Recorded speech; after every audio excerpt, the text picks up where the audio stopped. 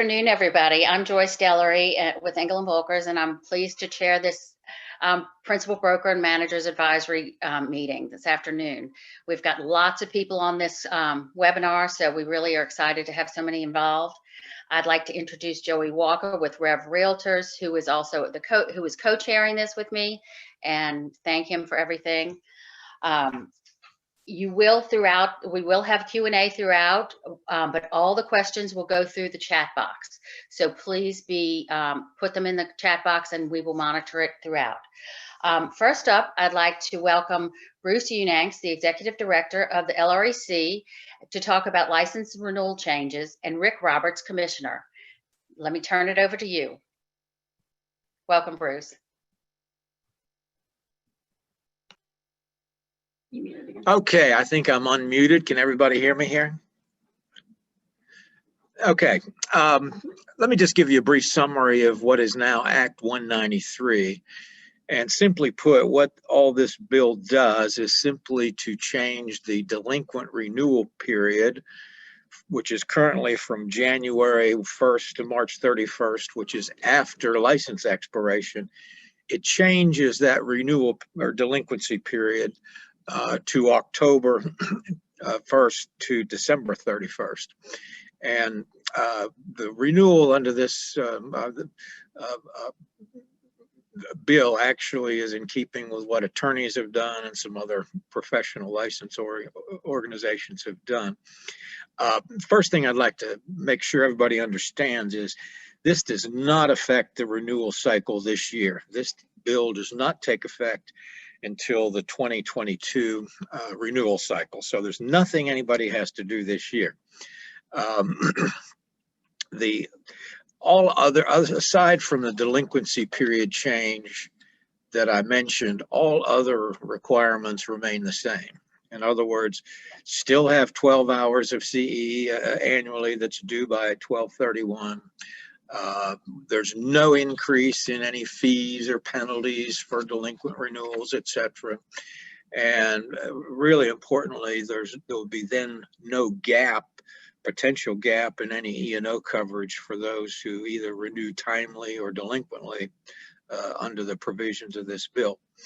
A couple of good things about this: there'll be no more practice after expiration, fines, penalties, investigations. Nobody has to download, notarize affidavits, etc., and turn them in. And as I mentioned, there'll be no more potential gaps in E&O coverage. I will tell you, to implement this, we plan a very robust educational campaign that will start after the delinquency period, March 31st next year. So starting in April, May, we'll be providing hard copy individual notices to licensees. We'll combining that with email notices, use of social media, and of course we'll be working with LR and hope to get the cooperation with local associations so that everybody will have at least 3 as a minimum formal notices to them personally of the change in renewal dates. A couple quick points. If someone fails to renew this first year by 12/31, we have also provided in this bill for this first year a 1-month extension sort of grace period in January 2023 to give everybody who perhaps didn't get a notice or forget or whatever, they'll have another month to take advantage of that. After that, people whose licenses have expired will have to reapply as a new licensee. However, there's no requirement that they take 90 hours of coursework, but they will have to reapply and take the exam. So we're going to make every effort to make sure everyone has the opportunity and is knowledgeable about the change in delinquency periods, etc. But that's the bottom line. If after all of that people still don't renew, they can still get their license back, but they're going to have to reapply and take the exam. So with that, I'm going to turn it over to my Commissioner Roberts, who represents your area and has just had a fabulous year as our pandemic year chairperson, heads up our forms committee, and is all things knowledgeable on real estate law and best practices. So Rick, I'm going to turn this over to you. Thanks, Bruce. And part of it for those of y'all watching too, especially, obviously managers and whatnot, is this was a concerted effort along with some other things that we've done to kind of get us, like Bruce always says, kicking and screaming into the 21st century. One of which, like we do for our board dues and any interaction, whether it's C or anything else, we're trying to get people directed to going to their portal and setting up their portal. And in doing so, they can also set up their email addresses on our site. Instead of, we've done away with the old LREC email addresses, which nobody liked, caused a lot of consternation and just wasn't working at all. So getting people to the portal was the biggest step. And in doing so, we hope to, and Bruce, you can correct me if I'm wrong, hopefully before the end of the year, we can eliminate the dreaded drive to Baton Rouge with your license transfer or things of that nature, where it can all be done electronically and online. And the more important thing for us, the managers out there, is that now the website will also be updated, seemingly when everything is turned in. So now that they're good to go with us on the website because it's all been handled electronically, and you can start whatever orientation or whatever paperwork needs to be done with MLS and that sort of thing. So this is another step in the process of getting us to a more user-friendly situation where we don't have so much paper being transferred. We don't have people coming in with paper licenses and paper checks to process, and moving this up will help us tremendously with that effort. So hopefully it'll work and feel, and we'll be out there, like Bruce said, educating and letting people know what's coming and how it works. Okay, we do have a question for y'all. And currently, when we renew our license, we are required to certify that we have completed all CE. Will that be the same in 2022, or is that time frame extended to past the renewal date of October? The short answer is the licensee would still have to complete the hours by December 31st, but there's no requirement that they complete those hours before they renew in September or whenever.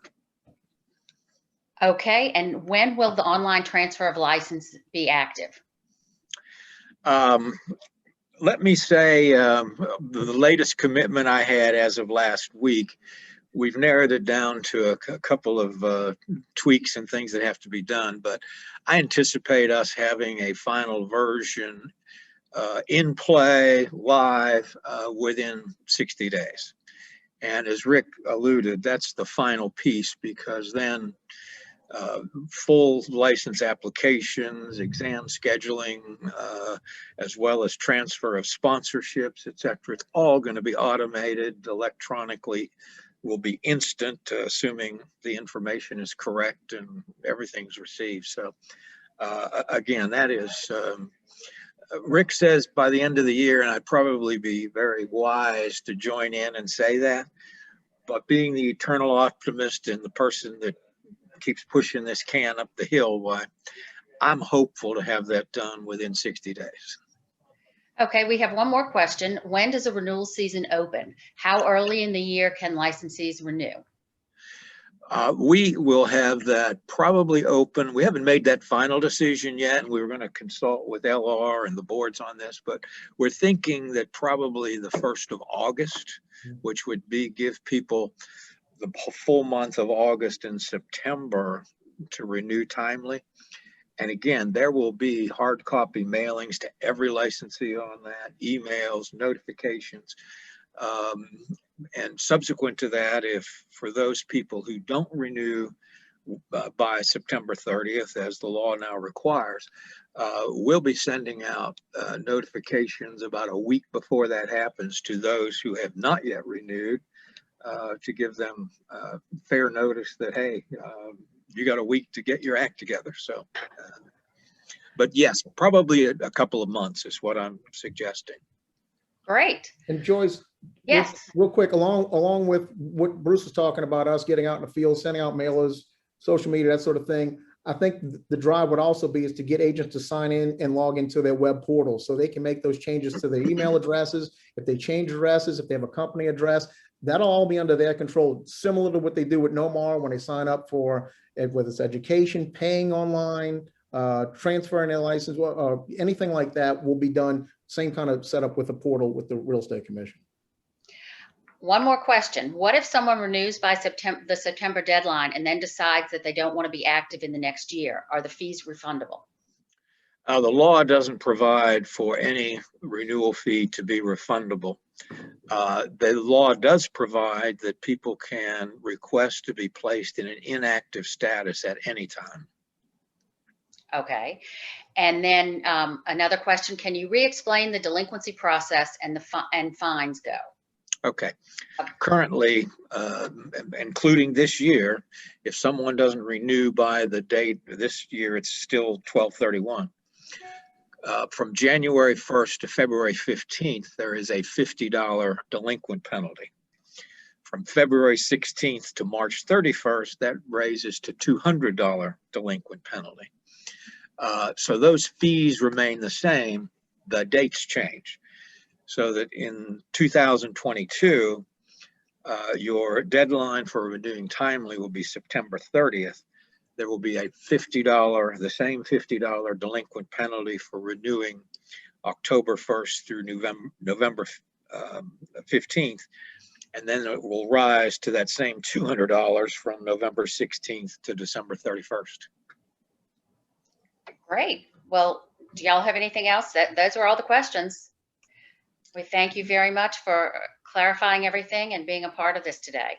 Well, we will look forward to working with NOMAR as we always have, and appreciate the efforts of Missy and your committee, and hopefully getting the word out next year, and we'll make this a smooth transition. Okay, Thanks, Joyce. great. Thank you so much. Thank you. Up next, we have Kelly Starrett. She is the NOMAR Senior Vice President and Director of Governmental Relations. Kelly? Hey, thank you, Joyce. It's good to be here with all of you. And I do have a few updates. So I'm going to start with the easy thing first because there's a lot of political stuff going on. Want to get into first some upcoming events that we have at NOMAR. Right now, we are having our second annual Second Harvest Food Fund Drive. That is NOMAR and CID, our commercial division, doing that together. And we are trying to raise $5,000 for Second Harvest Food Bank. I checked it just before this call, and we were just over $2,000. So please spread the word to your agents in your offices to donate to that food fund drive. There was a link in this morning's Real News. You can go in there and click that link. You can share that link with your agents, and then they can make donations right there on the website. We are also going to have our annual school supply drive with the Boys and Girls Club of Southeast Louisiana kicking off in about a week. They figured out last year during COVID-19 how to make this really easy on everyone. They have put together an Amazon wish list. So we will be sending that wish list out soon. And we are also looking to have an in-person event at the end of July where you can go and make some donations there as well. The Boys and Girls Club of Southeast Louisiana does have clubs on both the South Shore and the North Shore. So everywhere, wherever you are, you're able to participate in that. And we really hope you consider doing so. Final event update is our annual economic forecast event will be virtual again this year. The dates are October 19th and 20th. So save those dates. Registration is not open yet, but will be coming soon. And we have a really great lineup this year, just like they do every year for that event. We'll have Dr. Lawrence Yun from NAR talking about the post-COVID economy. We are going to have an update from a representative at the Federal Reserve in Atlanta and some other really phenomenal speakers lined up. So you will not want to miss that. All right. And now into the more, I don't know, heavy stuff, I guess. What's going on with advocacy? So my role here is government affairs, and we monitor everything that is going on locally through NOMAR. Louisiana Realtors handle state issues, and then the National Association and their lobbying team work on your behalf on the federal issues. And there is a lot going on at every level. Locally, we did have an issue come up in Jefferson Parish about a month ago. We had some members who reached out who are landlords out there. And they realized that when the parish suspended water cutoffs during COVID-19, they had some tenants who were not paying their water bills. And since then, the tenants have moved on, and you know, obviously they weren't evicted. There's been an eviction moratorium and still is, but the tenants were no longer there. And when the parish went to resume cutting off water for unpaid bills, the bills went to the landlord. And if they didn't pay however many thousands of dollars they had outstanding in this water bill from the previous tenant, then the water was going to get cut off and they could have a new tenant in the property. And so this was a really big issue. And we worked with the parish council and with those members who reached out to us. And the council did make sure that they changed the verbiage in their ordinances to say that the now the water bill is going to stay with the occupant, not the address. That was the issue in the ordinance, was that it stayed with the address, so it didn't matter who lived there. So they are updating that. However, we've brought that to the attention of Louisiana realtors that municipally owned utility companies, whether it's water or electric or gas, tend to have the laws written that it does stay with the address. So we may need some state legislation next year to modify that just across the board, so that way other areas don't have that problem. So that was a good win for us. We are also working on something on behalf of our commercial agents. We're hearing that they're having some challenges with some zoning processes in different parts of the metro area. So we're currently doing some research on that and looking to see where we may be able to assist. It may just be that we have some understaffed departments in our city halls and our government buildings, but if we can, you know, use a little bit of realtor muscle to tell them that zoning changes are incredibly important on these contracts, that, you know, maybe we can help encourage them to hire more people in these areas. Other big thing locally is the city of New Orleans will be having their elections this fall. You know, they have to do everything differently, so they're off schedule from everyone else. Our PAC team did meet last week, and they've made some preliminary decisions on some friendly incumbents, and they're going to look at some interviews for open seats and then wait until qualifying to see in some other seats who's going to be running for those. If you or any of your agents are interested, we did open up our candidate interview process a couple of years ago. So now what you need to do is complete a candidate interview training course that we teach through NAR, and we will be holding that next month, probably 1 or 2 days, depending on how much interest there is. You take that once every 2 years, and then just like if you're already on a pro standards or grievance committee, once you train, you're certified for a couple of years, and then anytime we need to interview candidates, we can call your name from that list and say, hey, are you available to help us interview? The people on the interview teams, which are usually about five to six people, will then make a recommendation to the full PAC committee of what candidates they think should get contributions and or consideration for endorsements. And then the PAC committee will make the final decision and send it to the board of directors. So that process is open up to anyone who is a LARPAC contributor.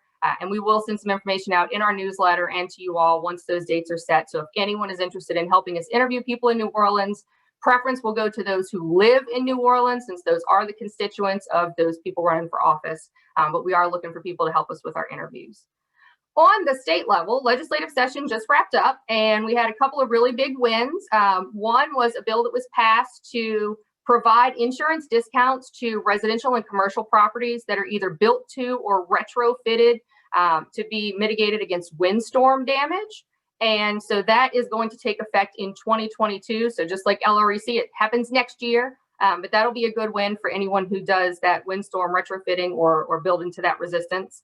Also had a huge win for people in New Orleans with a bill from Representative Willard, and that is to limit property tax assessment increases. So what we saw over the last few years is the city of New Orleans finally updated some of their assessed values, and in many areas they went up, which is great. Property values going up, we love that. However, the taxes went up as well.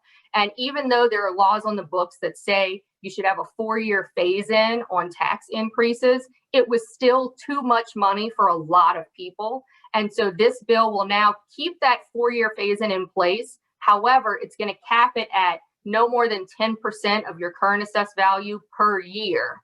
So you can't go more than 10% above what you've already been paying. So that should be more helpful to people if those assessments change in the future. So that was another big win. We had 2 more wins that were losses for the legislators, but wins for us. One was a proposed statewide registry for short-term rental properties. This was going to be housed in the fire marshal's office, and it was going to be a nominal fee of $20 a year. However, no registry is a good registry, because the idea is to make sure that the bad actors are all registered so you can go after them, but the bad actors are the ones who don't have permits and they're not signing up for a registry anyway. LR had worked with the legislators to take all of the teeth out of the bill, so there was not going to be any in-person inspection. They weren't going to be able to walk through the properties. So then at that point, it is just a $20 fee to be put on a website. And we know from the city of New Orleans and other areas that there is just hardly any manpower available to keep up with the task of making sure that every short-term rental that appears on the internet, wherever it appears, is also on the city's database. So trying to do that at state level is way too much. $20 certainly wouldn't cover it, but we don't want the price to be any higher. So that did get killed in the legislature. That is gone for this year. It may come up again next year, but for now it is done. And then the other big win was New Orleans specific. It was a fee, an additional fee for evictions. It was going to be a $20 fee that was going to be put into a pot of money to be split up among the legal aid groups that represent tenants in eviction proceedings, which seemed a little off to us. And I talked to one of our clerks of court, Austin Badon, great guy, and he said, you know, it's a little bit like the Saints paying the salary of the Falcons head coach. That just doesn't make a lot of sense. And so we worked with the legislature to kill that one as well. So no extra eviction fees to help the tenants get their legal aid funded. And then at the federal level, these are the giant ones. Buckle up for this stuff, guys. The eviction moratorium still in place for another 9 days. We do not anticipate an extension. So if you have any clients with rental properties, let them know. Come the 1st of July, it should be gone. Other big thing that came out last week, you probably saw where the Supreme Court has been making a whole lot of decisions lately. It is that time of year. One of them was on the Affordable Care Act. And you may have looked at that and said, okay, well, that kind of is what it is. What does that mean for me? Well, in 2019, there was a case making its way through the court system, and it got to the DC Circuit Court regarding association health plans. And that has been stuck in court since 2019 while this other battle on the Affordable Care Act played out. And now that that is done and decided by the Supreme Court, we do expect there to be some kind of decision from the DC Circuit Court soon. So will we get more information on that? Hopefully it's good news, but you just never know. Then we'll be able to assist you guys a little bit more with explanations on where that leaves us in the ability for LR or NAR or any of the associations to offer health plans or health insurance information to you all. So we'll keep you posted there. More to come, but a little progress is better than no progress. And then the final two big things, we are working on some challenges with the 1031 exchange. So the current tax reform package that is working its way through Congress looks to restructure some of those limits in 1031 exchanges. And if it meets what has been proposed, then that is going to severely limit the pool of people who would be able to receive that 1031 exchange to take advantage of that tax credit.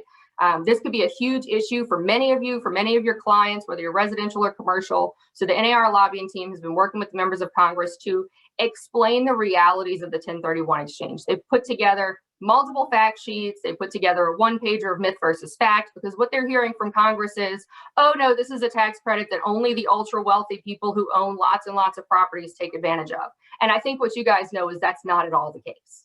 So what NAR is asking for is for people who have stories of how the 1031 exchange worked for you personally or for one of your clients. We have a website that you can go on and submit that story. It doesn't have to be very long, just a couple of little notes on, you know, who it helped and how. And then NAR is using those stories as they meet with members of Congress, because they find those personal stories of constituents help resonate with members of Congress more than the data points they've been giving them for months and months and months. So we'll make sure to get that email link out to you all, so that way you can share it with your agents and let them know if they have any stories of people who use the 1031 exchange. Type it up real quick for NAR, so that way they can use that in their lobbying efforts. And then the last big one, saved the biggest for last, is some current challenges to independent contractor status for realtors. There are a couple of things at play here. One is a labor reform package called the PRO Act, which was first thrown out there and being discussed because of some bad behavior by some unions, and then also all of the multiple court cases involving companies that use independent contractors like Uber and Lyft and Waiter. And so all of that put together made them think, well, maybe we should have a stronger test on whether or not you can qualify for an independent contractor status. The stronger test that they're looking at, though, would be in direct conflict with what many of the state governments use as their threshold to be an independent contractor, which would then put things in a really awkward position. So even though real estate was written into the law in 1982, it was written without this threshold that they're talking about now. So if they're making it harder to become an independent contractor, we're not entirely sure what that means for you guys. And then on top of that, there are also some court cases going through right now that are very specifically real estate agents and their brokers talking about commissions and payment and how their fees are worked out. And so that also brings in questions about independent contractor status specifically for real estate agents. So the lobbying team is working incredibly hard to do everything they can to make sure anything that goes through, whether it's the PRO Act or any of these court decisions, as much as they can influence a court decision, exclude real estate agents or real estate professionals, or make sure that if there is a conflict that, you know, the prevailing state law would be okay. And then we'll just have to make sure that all of 50 states have some kind of law in place for the independent contractor status.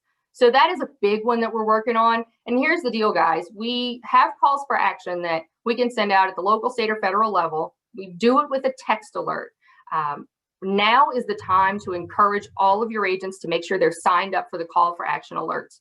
We do not send them very often. We only send them when we have to move some mountains and we need your muscle to help us do it. We probably haven't sent one in the last 3 years. And you can tell them to sign up by texting the word realtor to 30644. So that's the word realtor, and the number is 30644. And then if we have to mobilize you guys on the independent contractor status, on 1031 exchanges, or on anything else that comes up, flood insurance is up again in September because they never seem to give us a long-term extension anymore. So it could be that we have to mobilize on that too. That's realtor to 30644. We send out a text. It's 2 clicks of a button on your text, and then it's done. And this is what the PAC does for you guys.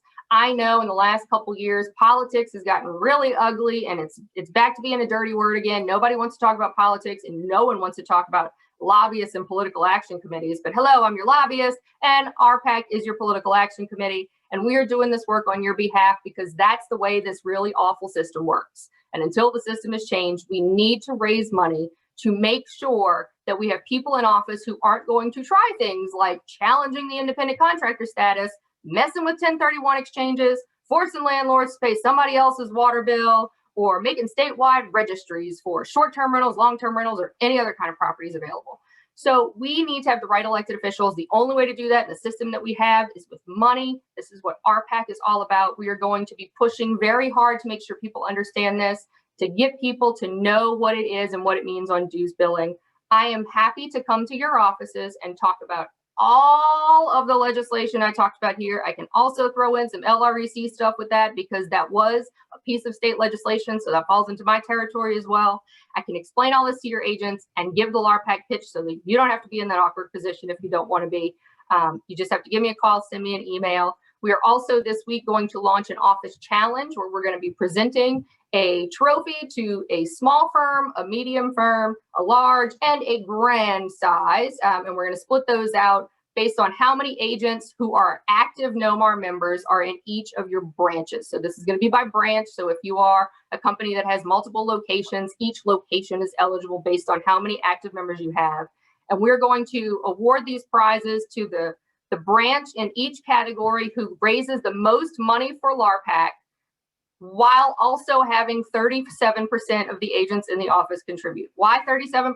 Because NAR says that 37% of our association members need to contribute for us to hit a goal. So we're going to give you guys the same goal. Get 37% of your people to give $15 or more.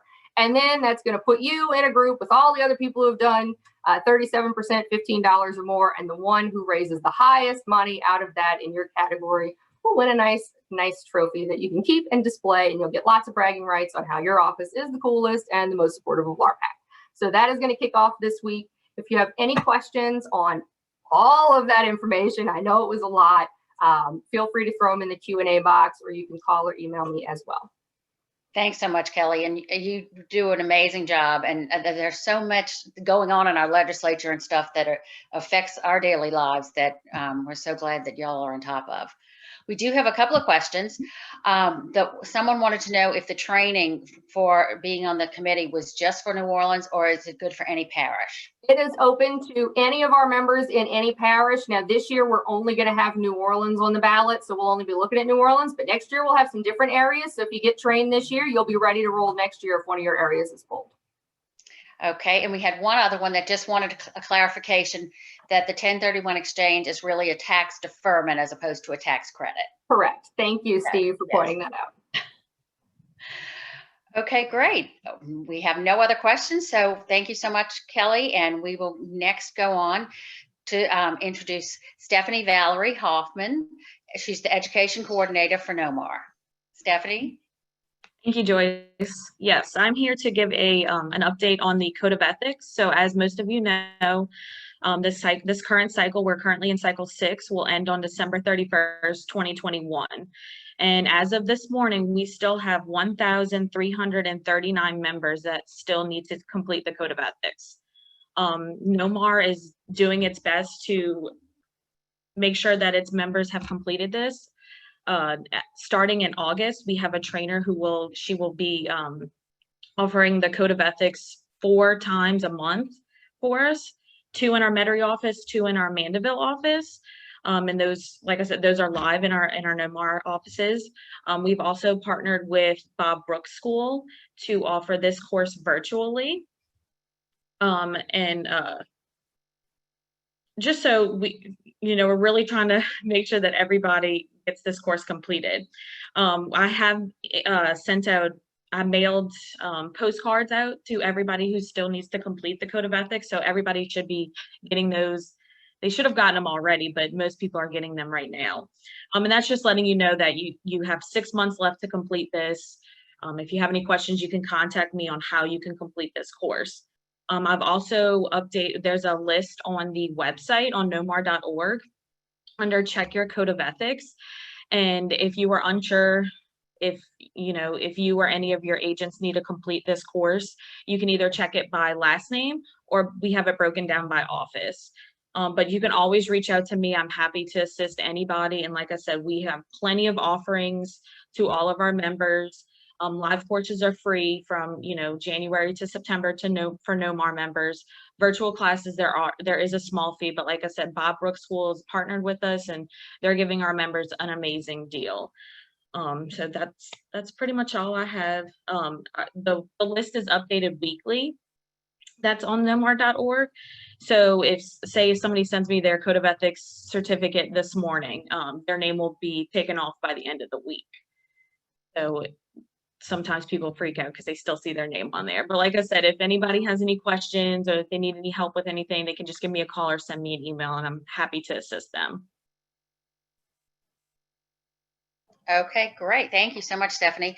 And we don't have any questions right now in the Q&A box for you. So, okay. There's somebody who's asked a question. What is the email for the Code of Ethics? Sorry. Stephanie, can you, the email, like to send a certificate? To send a certificate, you can just email it to me, Stephanie@nomar.org. Okay, great. Thank you so much. Thank you. Next, I would like to introduce, who needs no introduction really, our NOMAR CEO, Missy Whittington. Thank you, Joyce. Good afternoon, everyone. I have a few updates for you. I wanted to talk a little bit about orientation. We now have enlarged the attendance in our classroom. It was limited to about 35 to 40 with COVID, but now we are putting the tables back and we will put 2 per table. I don't think we'll ever go back to 3 per table because we realized that was really just too tight. But to keep everyone comfortable, we'll go back to 2 per table. So we are going to add an orientation, a Code of Ethics each month that will earmark for new members, because with so many people needing Code of Ethics, it's hard for the new members to get into the live classes. But if there's one thing we all learned from COVID, it was options, to give our members options. So that's what we're going to do we do it now for education, and we'll be doing it for Code of Ethics. Our new members will have the option of taking their Code of Ethics and their MLS training either live in the classroom, on a Zoom call, which is live with our instructors, or they can take it through. Bob Brett teaches Code of Ethics by Zoom. And with our MLS, we will have the live Zoom as well as the live training. So we're going to do both, offer it in whatever way the members prefer.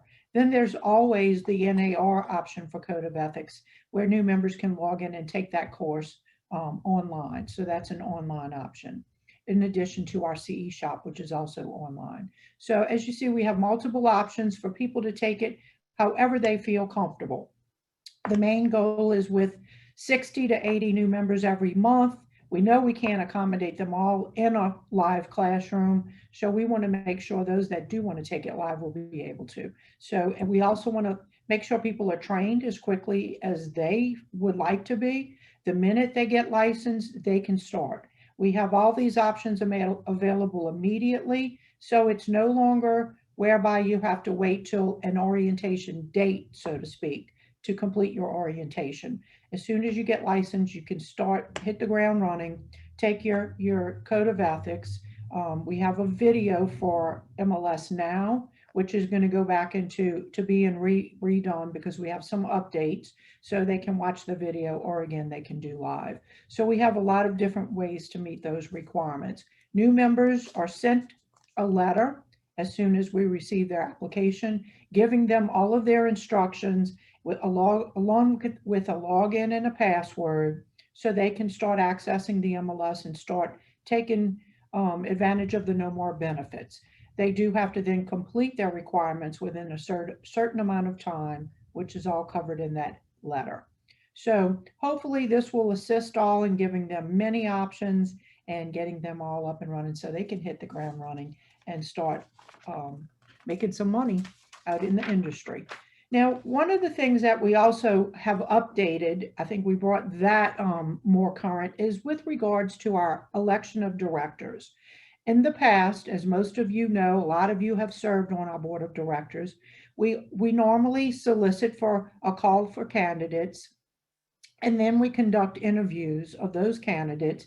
Then the nominating committee will select those who seem to be most qualified or meet the criteria and move them forward onto a slate of candidates that then someone can sign on to by petition if they so choose and get enough the amount of signatures that are required. Then the slates are turned into the ballots, which go out to all of the members to vote. So NOMAR in its last election determined that was sort of outdated. A lot of the boards across the country are eliminating nominating committees.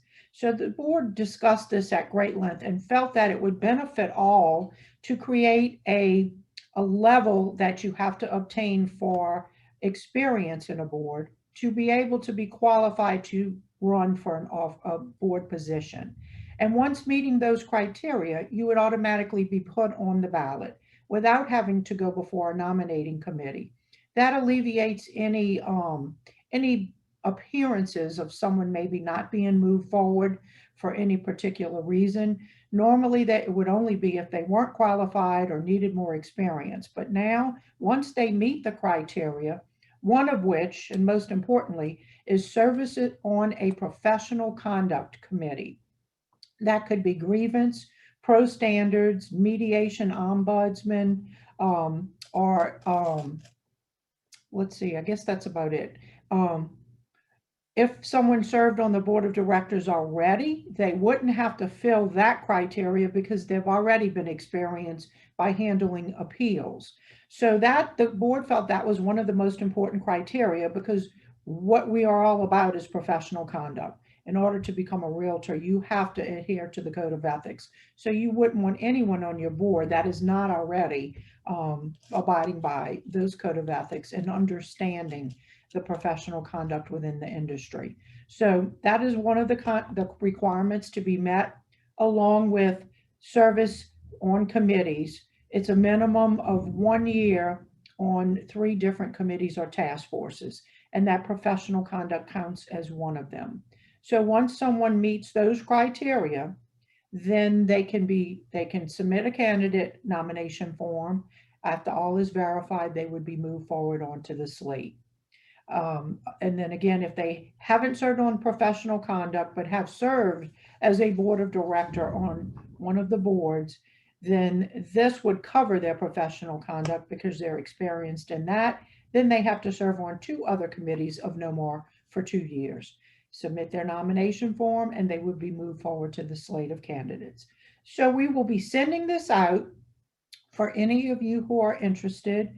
And if we have mostly brokers and managers in this meeting today, we ask you to submit your name or go out and look in your office. And we know you have a lot of qualified people who would be great to get involved. So please encourage them, have them call us. Any one of our staff are here to support them and helping them gain their criteria to make them their qualifications, give them their qualifications so they can run in the future. We just want to seek some new interested parties to put their name in the hat. The call for candidates will be going out on August 9th, Monday, August 9th. All the candidate applications will be due by September 1st. Then we will clarify, make sure all the candidates that have submitted are qualified. Thereafter, they will be put on the slate of candidates and a ballot will be emailed to all of the members on September 27th, and our election meeting will be held October 13th. So you'll be receiving more information about that. When we send out the call for candidates, we'll include the timeline on all of those events, as well as the location for the election meeting, which we're working on that now. Now, this is for NOMAR's election. GSREIN still has the same process with the nominating committee, and that call for candidates is also going out, and that will be going out on August 9th as well. So be looking for those, and we really hope that we get some good interested parties, because this is your association. It's all about you. You can make it be what you want it to be. We want new ideas and new involvement, and thank you to those who have been doing this and have served and then went on to continuing committees. That's what this association is about. It's your association, so let's take it into the future. And last but not least, I wanted to talk to you a little bit about MLS of choice and board of choice. We take pride in our association in always being responsive to the members. And if there's anything that our members need, we turn that into benefits. We're always asking, what can we do for you? What do you want us to stop doing? And as we get that, we turn that into, we take action on it. So, you know, some committees have been changed recently. We incorporated our equity and diversity committee, which has really hit the ground running. We've done a lot of things in response to our members, and that's what we're for. We would not be here if it was not to service our members. So we want to develop things that make our members proud to be a part of NOMAR. In doing so, we hope that we become the board of choice for members. And so we wanted to explain there is a board of choice. Members can join any board where their principal broker belongs. A member can join a secondary board without their principal broker. So we just want you to know, every year we evaluate our products and our services. If there's something we're not doing that you need, let us know. If there's something we're doing that you don't think is viable any longer, let us know that. We're very responsive. We have a great leadership team, and they're always looking to improve. So board of choice is all about selecting the board you want to receive your products and services from. We have a very talented staff, and they're here to work for you. They understand that without you, there would be no them. Taking that a little step further is MLS of choice. A broker can choose which MLS they want to belong to. And as long as they're a realtor member of any local association, they can select to join any MLS they choose to, based on whatever their needs are, whatever their service area is where they work. And MLS of choice means if the brokers belong to a certain MLS, their agents can choose to participate in that service. If a broker belongs to multiple services, the agents under them can pick and choose which one they wish to belong to. So agents have a choice as well as the brokers having a choice. And that too we realize. So we want to be the MLS of choice. And we have our talented MLS former board of directors of GSREIN who have grown this MLS and are now seeking to grow the next generation MLS. And they're going to talk to you about Rome. And we ask that you choose GSREIN powered by Rome as your MLS of choice. Thank you.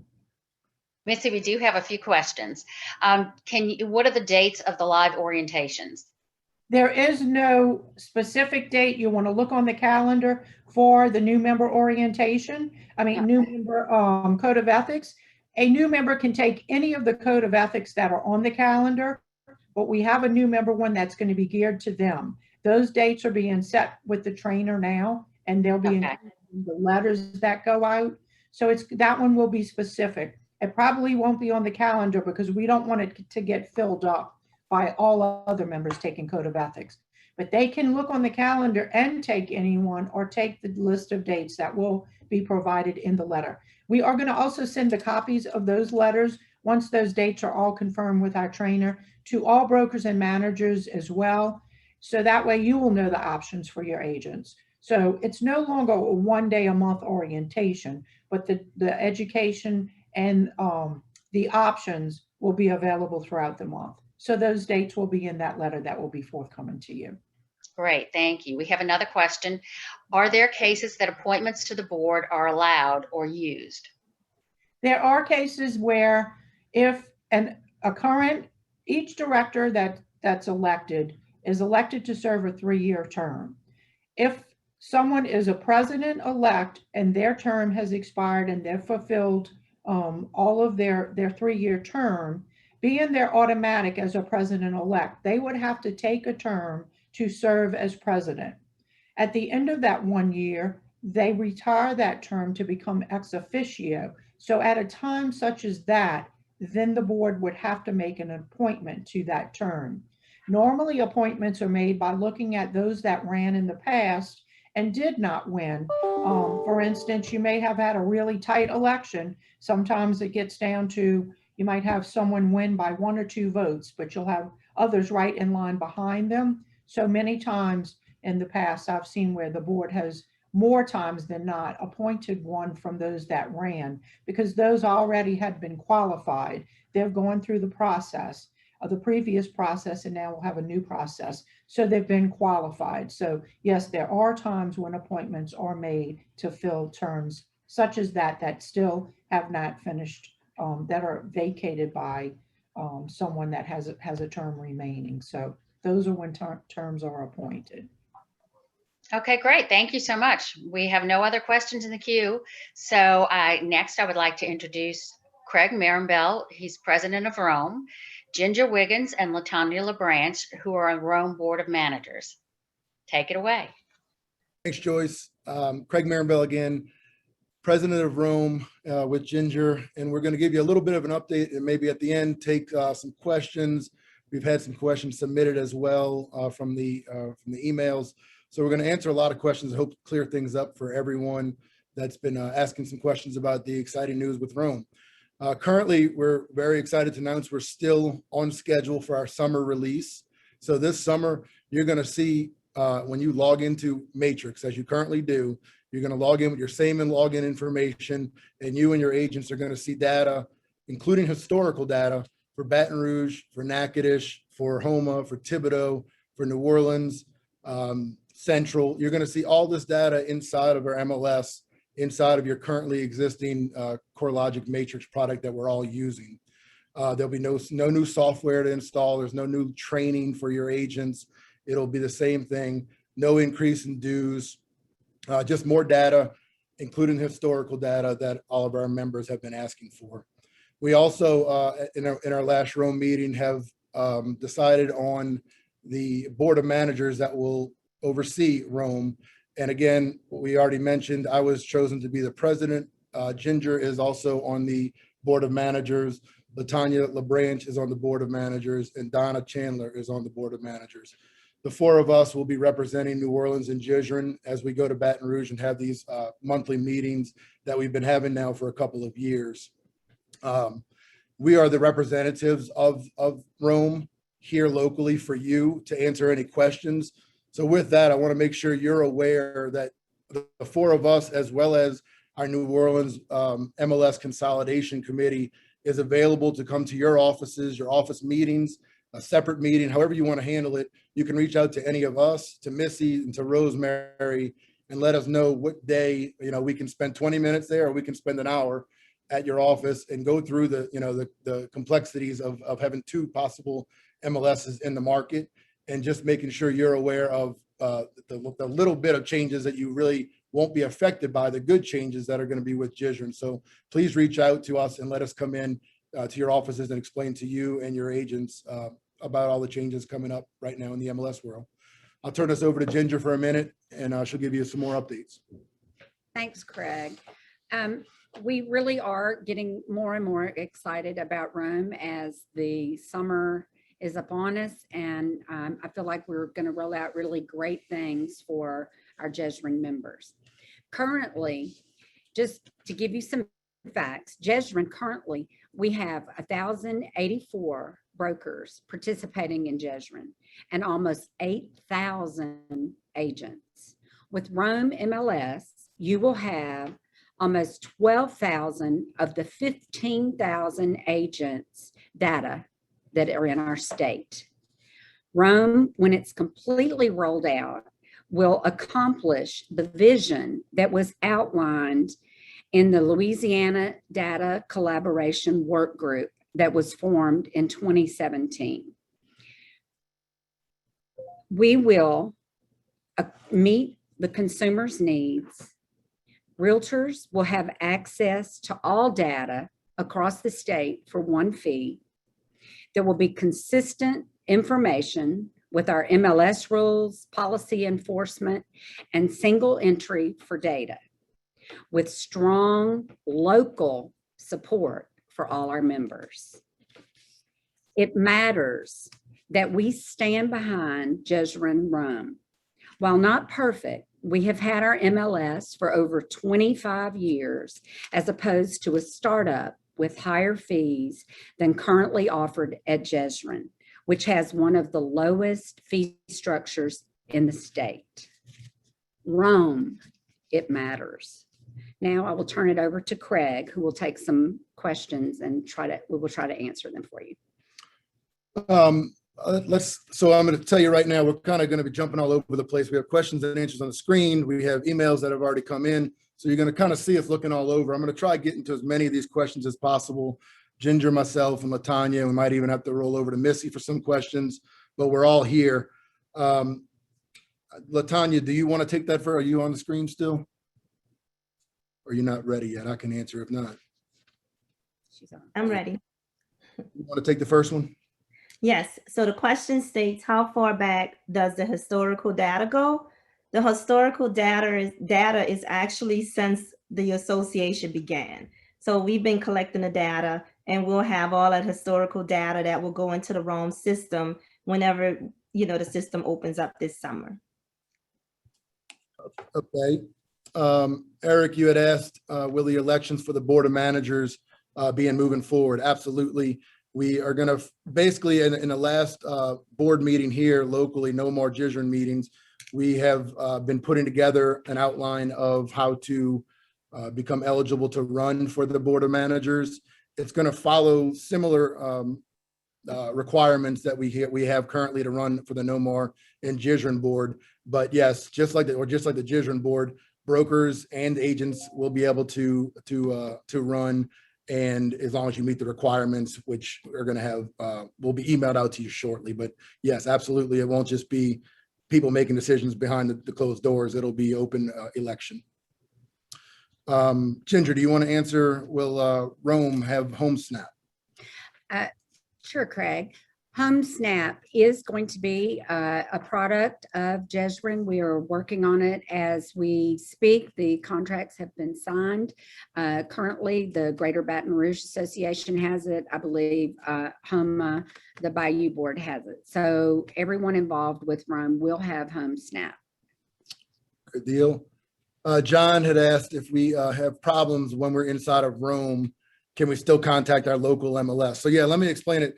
So nothing's really changing, even though you're a member, you're going to be a part of Rome, and there's going to be a Baton Rouge board, and there's a Central board, and there's New Orleans board. You're still going to look to us here locally on a service road at NOMAR's offices, or on Neighbor on the North Shore, the North Shore offices, to go to for questions. So if you have MLS questions, you're going to go in there, or you can call up locally.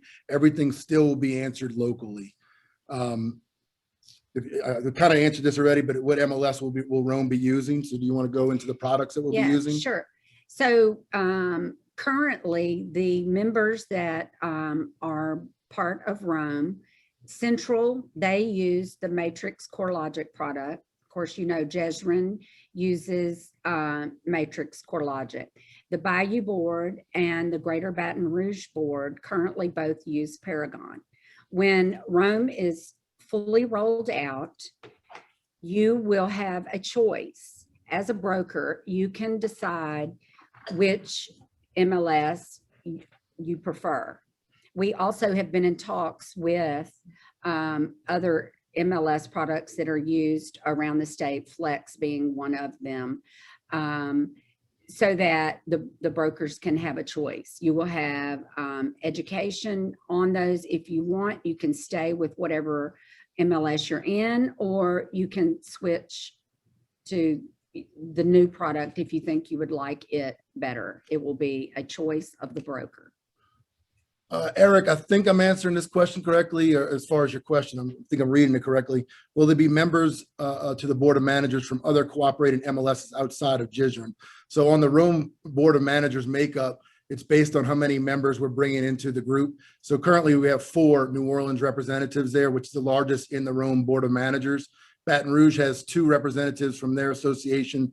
Central and Homa associations each have 1 representative there. So the 4 of us that we mentioned earlier are going to be representing New Orleans, and do have the most representatives because we are the largest association. Gigi asked about a call for candidates for Rome. For this past, for the 4 of us that were elected, we've been on this committee for 2 to 3 years now, the 4 of us. So we are continuing to go forward, all staggered. So we'll all fall off at certain times over the next couple of years, and that'll give the ability to run. But as it stood now, we felt like it was best for the GSREIN, NOMAR, and then the representatives of Rome to keep us in there, since we've been in discussions, creating rules and organizing rules and organizing the MLSs and the bylaws to keep us in there. So that's why that was done. Frank, you said when you say data, does that also mean current listings in other locations? Yes, absolutely. So when you log into Matrix in, say, end of July, August, sometime this summer, you're going to be able to go in and you'll see Baton Rouge listings. So if you do a search near LSU's stadium, you're going to find active listings that are in that area, as well as historical listings that have sold in that area. So our MLS will have all of the historical data going back as far back as our MLS is allowed to keep. So just like you have now, you'll continue to have that information. Ginger, do you want to talk about the IDX feeds and the cost behind that from Rome? Sure. So we get a lot of questions about our IDX feeds and what the costs are and have been. Currently, each broker will get 1 feed at no charge. And then there is no fee charged for any broker office only feeds. Brokers can obtain as many office only feeds as they need. And if you need an additional broker fee, currently that charge is $150. And the feeds to agents are $200. That is the current structure, and certainly we plan on that continuing as the structure, but you know, I'm sure they're always, GSREIN will be setting those fees, and I'm sure if you want something different, we can have them look into that. I was asked to repeat the fees. That was free for the broker as it is now. This is from New Orleans now. Like, every association can charge what they want, but the New Orleans will continue to carry on what we do now, which is free to the broker. a free office only feed, and then any agents would be $200. That would, go ahead. But just to clarify, the broker's first IDX feed is free. Most offices do not require more than one IDX feed. I think we only have a couple of brokers that have more than one IDX feed. Patrice, your question was about, you just got a invoice from Greater Baton Rouge Association. You were in 2 associations, and you wanted to know if you should wait until Rome becomes effective. So that's kind of a business decision you need to make. We can tell you that come this summer, you will only see residential data. So you will not see multifamily data. You will not see vacant land. You will not see leases. We're doing this kind of staggered throughout, but we wanted to get the most important one that has the most listings in it right now, which is active and sold residential data. So if that's kind of all you use is residential data, then you could feel free to join, to get rid of one of the associations and join and stay with just us. So this is actually a money saving event. If you're a broker that has a feed or has a associate, joins the MLS in New Orleans, you join it in Baton Rouge, and you join it in Houma. You no longer will have to join all 3 of those MLSs to get that data. So you could essentially say, hey, New Orleans is my primary board. I no longer need to join the Houma, Thibodaux, Grand Isle area, and I no longer need to join Baton Rouge. You can back off of those and get all that data inside of one. So it's a really good cost savings. Next, yeah, go ahead. Also, I'll just interject in here. You will also have access to all of the properties. If we're not on the same lockbox carrier, there will be a code or something provided to you so that all lockboxes and homes are accessible to anybody in the Rome group. Penny, you had asked about, is there any chance of Mississippi Gulf Coast MLS joining that? We haven't went down that route yet. We're focused mainly on just the Louisiana, but that is probably our next jump would be over there because there's so many New Orleans agents doing business in that area, but it has not been discussed yet. And then the next question we had earlier was the appraisers. So as it stands now, if there's multiple MLSs in the area, as of now, all listings are still in the Greater Southern, or in the Gulf South, in the GSREIN MLS. So all of our listings are there.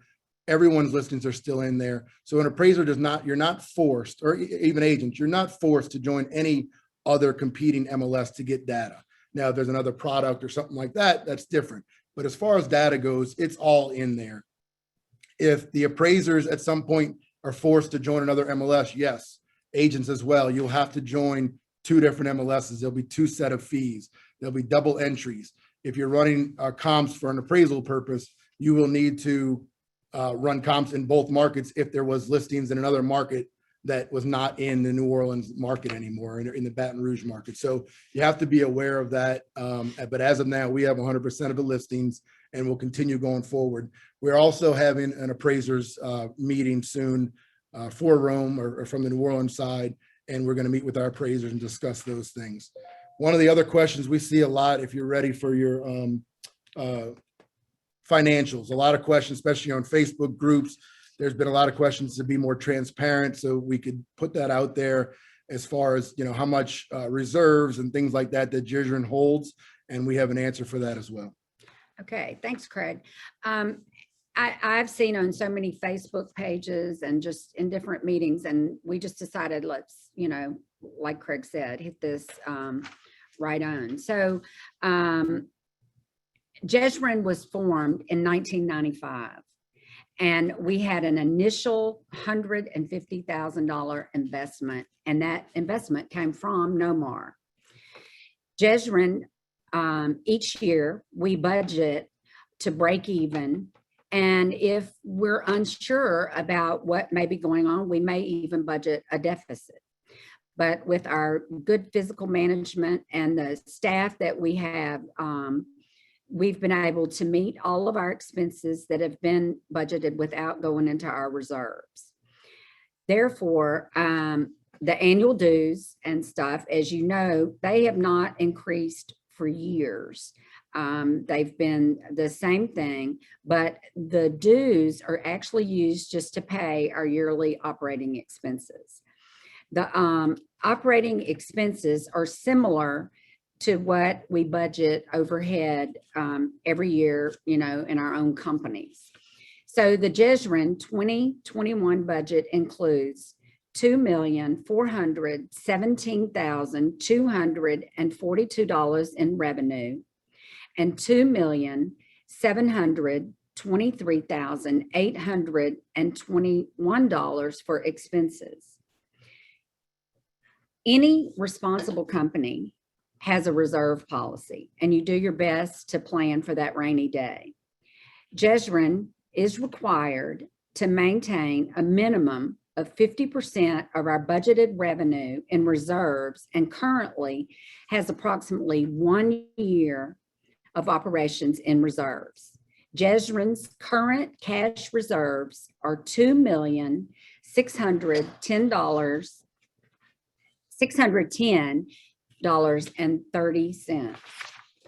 The point of our reserve policy is to ensure that should something catastrophic happen, we can continue operations, pay our contracts for all of our vendors. And this would be in the event of a disaster, much like a Katrina or a market downturn, or lots of other events that we've had over our 20 years of operation. If a disaster occurs and GSREIN has zero revenue, GSREIN can fund operations for the members so we can continue to work and have an MLS for 1 year from our current reserve balance. We feel that GSREIN has managed our money wisely and responsibly for over 25 years. GSREIN has used the guidance of an investment advisor to invest wisely and very conservatively. These investments are where GSREIN's reserves have accumulated. So we have grown that initial $150,000 amount into what it is today, which is something to be proud of. A lot of MLSs countrywide do not have the stability that I feel GSREIN offers. We have numerous contracts that have been extended for GSREIN for all services that you currently receive. We're obligated to pay for the contracts through the completion of the terms, whether or not we are having a cash flow. So these are liabilities on our balance sheet. GSREIN currently is operating 2 service centers, Metairie and Mandeville. We're fully staffed to run an MLS operation. Whenever you call or email, you get local staff to assist with your needs. We also have numerous staff persons who provide you a variety of options for training and support. In addition to the Zoom classes, in-person classes in Metairie and Mandeville, you're free to book our staff to do presentations or training exclusively for you or your office, either live or by Zoom. Any profits that are generated are rolled back into delivering more services without increasing MLS fees. As a matter of fact, brokers' cost actually decreased 2 years ago. All brokers get an IDX feed free, which we discussed earlier, and brokers can have as many office-only feeds as they need for free. I remind you that no one benefits from the reserves except the realtor members. GSREIN is wholly owned by NOMAR. Rome is wholly owned by NOMAR, Greater Baton Rouge, Bayou, and Central associations. If either of these companies were dissolved, the assets would go to the associations, which are owned by the members. If you have any additional questions about this financial information, I ask you to reach out to us, but we hope that this has given you a little bit of understanding as to why we have to be smart and keep a reserve for our rainy day. Craig? Thanks, Ginger. So hopefully that answers some questions about reserves and the financials there. We're, you know, as we've said all along, and especially on Facebook, we say that a lot in the groups that, you know, we're transparent. we try answering every single question that's out there live, where it's in print so anyone can share it. We're not hiding anything here. We're specifically looking out for the near 8,000 agents that are in the New Orleans MLS. That's our main goal. We're all individual brokers and managers here that serve on these boards and serve on Rome. And that's our end of the day. We take our hats off and we say, okay, what's best for our agents that are out there? And this is what we felt like was the better route. So it seemed like a big hurdle was the financials, and hopefully that helps clear that up. One of the questions I keep seeing a bunch, and I think I failed to mention earlier. So the residential data is going to, let's see, hold on 1 second. Okay, the residential data is going to be available this summer. So we already established that. The rest of them, the land, the multifamily, the commercial that's in MLSs will be in Q1, Q1 of 2022. So 6 to 8 months from now, we have the entire thing off the ground and running. But like I said, this summer we will have all residential data for all of the associations. So to answer your question again about, do I need to pay my other association fees? Again, business decision, but you may want to wait until 2022 till the entire MLS is off the ground and not just the residential data. The commercial, the LACDB, it was asked if they would ever be a part of this. That's not something we can answer now. It's not out of the question, but it's definitely something we could do. I'll answer a couple other questions, Ginger, if you want to check out some here. I'll answer some that we already had came in.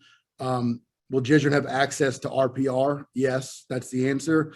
Showing time will be used. That's a yes. Will you still have Remind? Yes.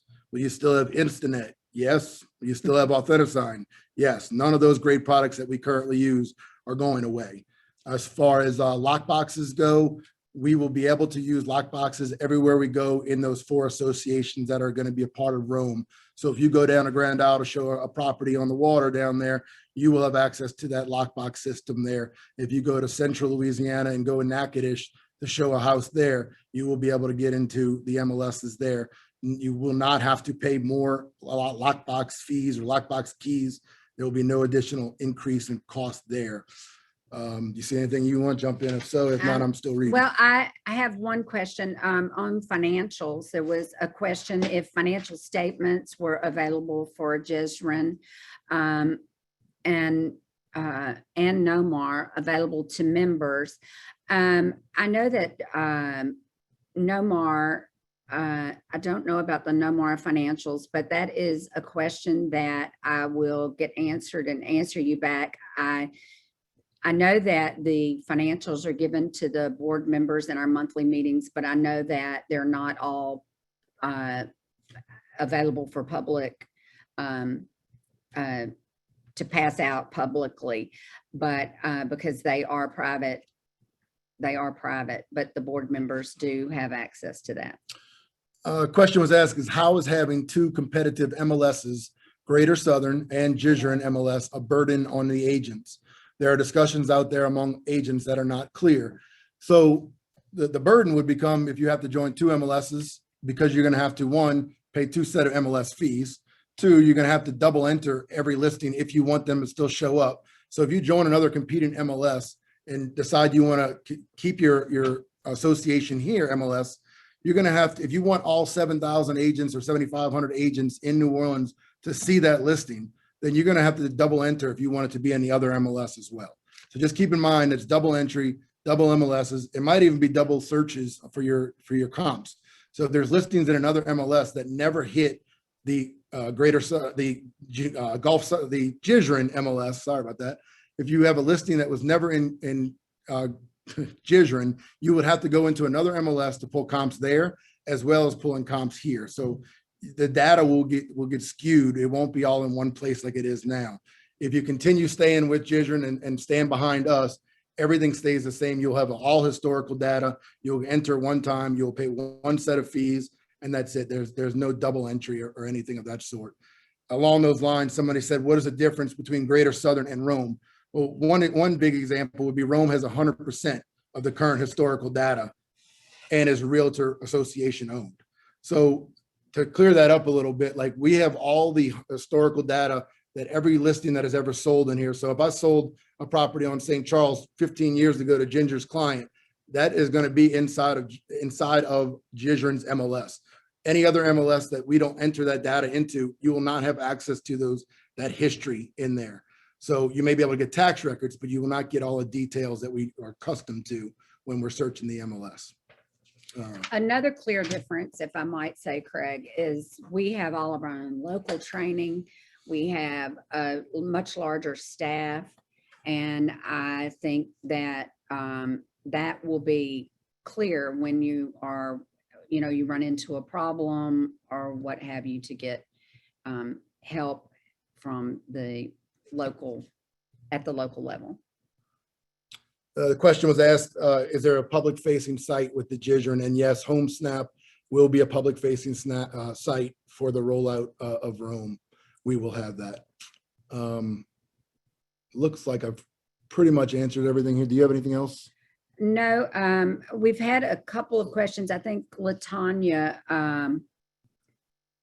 may have been able to answer a couple of the questions to people out there.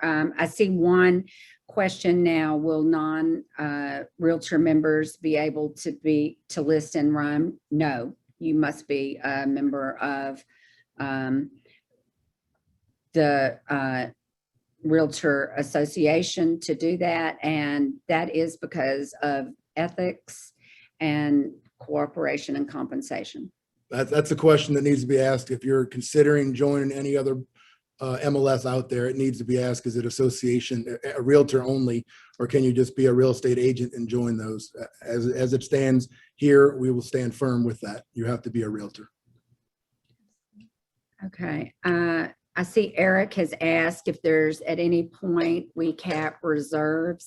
Eric, that is a question I am unsure of, but I am happy to get you that answer and to respond back to you. We have another question about not being clear on the IDX feeds for agents, and when would an agent need to have their own feed? Agents get feeds if they if they want to do a separate website or something that doesn't go through your company. But most of the members on GSREIN are the large percent are brokers, and when that was asked, when that was decided on those feeds, the brokers set that feed. So I don't know. You'd have to ask the brokers about your usage. The broker has to give you permission, is what I'm trying to say. I'm sorry. Looks like I think we've answered all the questions that have came through here, and as well as the email. So again, like the panel, the 4 of us that are on the Rome Board of Managers, as well as about 10 others that are on the MLS consolidation crew in New Orleans, we're all available to attend meetings. We welcome you. We hope you will have us come in, let us tell you a little bit about it, and keep everything open and transparent. No secrets, no questions too hard. If we don't know the answer, we tell you we're going to get back to you. We will get back to you. We will put it out in the public to see. We don't want to hide anything. We just want you to know that it matters, and Rome has your back. Joyce. Thank you all so much. That was a great presentation. Lots of good questions. We really appreciate those questions. And I'm sure you'll continue to have them, and don't hesitate to reach out. I want to say thank you to all of the panelists here today. And, thank you for all of the attendees who have attended. Thanks to Joey, the co-chair. And I encourage you, as Kelly offered, to come to your office to talk about NOMPAT and LARPAC. Those are great things to have your agents learn about, and to help them to get more involved.